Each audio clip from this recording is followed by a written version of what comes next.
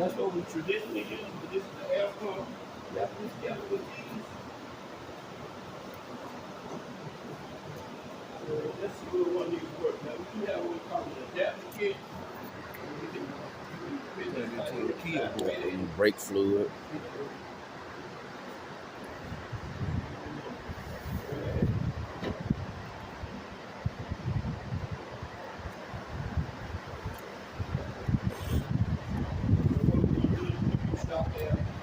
Regulate this to about 16 pounds. Alright. So this is going to maintain the pressure on the system once we hook it up. So now let me It's not charged up. Not running. You ain't got no egg on. that will just be a leak. See if we get the one next to it. Yeah. They're gonna one right there. Grab that one right there by that box up there. We roll this back up. Now see how this stuff we got done. No road, it's light. It's light road. You let that go for a big price thing. This one, I hear this one.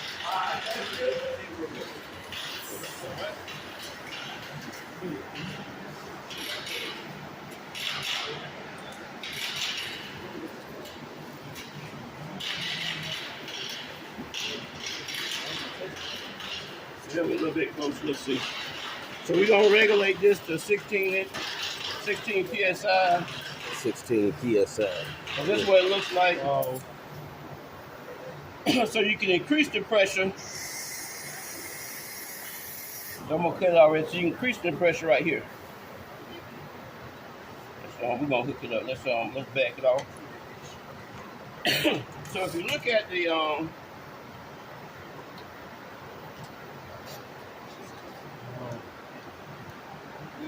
okay. So what's gonna happen when you pressurize this system? You're gonna build up pressure in the system. Just don't pull it off. What you want to do is come here and relieve the pressure right here. You want to twist it. It's gonna relieve the pressure. Then you want to take it off. Okay. So now let's regulate our pressure to the. So we're gonna go to 16 right here. We got 15 right here. We'll just use 15. So if you look at the knob, it starts at 0 and it has a plus sign. So when we turn in that direction, we're gonna increase the pressure.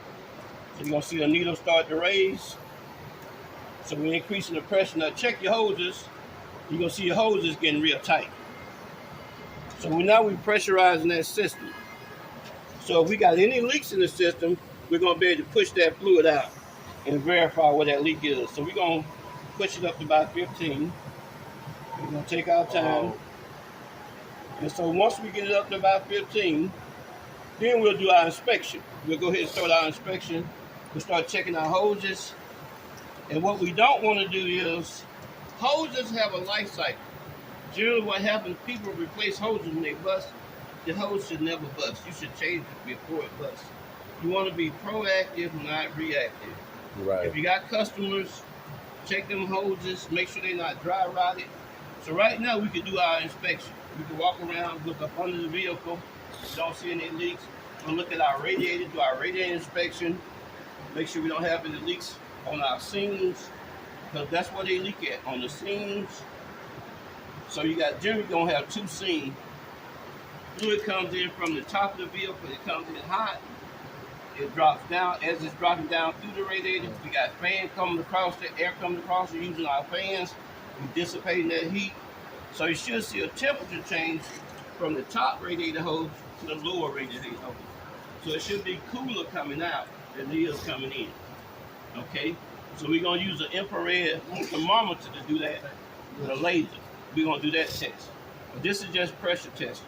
Okay? Now, it passed the pressure test, we don't see any leaks. But let's say we still have an issue with a running hot condition. So I'm gonna show you how to relieve the pressure. Here we're gonna relieve the pressure. Let's cut this air out right quick. We're just gonna listen for it. You heard that? So we relieve the pressure right there. We're gonna pop this cap off. Okay. Pop this out. All right. Oh, tragic. Oh, now you can go and get it out the way. So another way you can use it, so we do have, that's the air type of pressure test. They do have a hand pump one. So let's say we suspected that we had a head gasket issue. Car's running high, it's losing fluid. If it's steaming, if you got white smoke, that's a clear indication. Only thing you want to verify then is you want to pull your dipstick. A lot of times when you got condensation, it's going to show up in the oil. The oil going to be looking milky. Yeah, okay. Also, pull the cap off too, the oil filler cap, and look under it. If it's a head gasket, sometimes it'll be milky up under here too. Okay. Can it be milky in the reservoir? The cooler reservoir? It can. Yeah, that was can. Darren got he had a milkshake in here.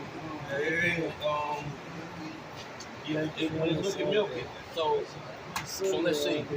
So with the hand pump, there's another way you can do it too. So with it topped off, with the vehicle, when you first start the vehicle up, what you want to look to make sure you don't see any air bubbles.